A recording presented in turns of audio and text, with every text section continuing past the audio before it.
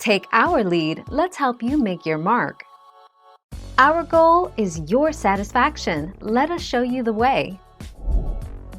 Oven method: bake at 325 F for 15 to 18 minutes per pound until a meat thermometer registers 140 F. Basting the ham as it heats will add to the moisture and overall flavor. Unwrap the ham, score it and apply the glaze.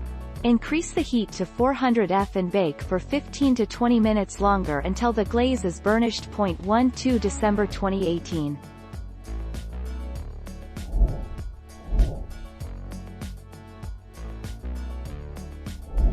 Make your mark, take our lead.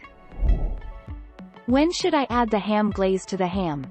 Most ham recipes should be glazed towards the end of cooking, so the sugar doesn't have a chance to caramelize too much.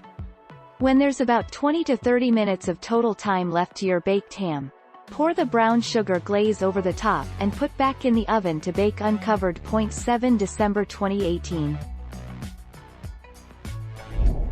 Thank you for watching. Please subscribe and hit the bell notification.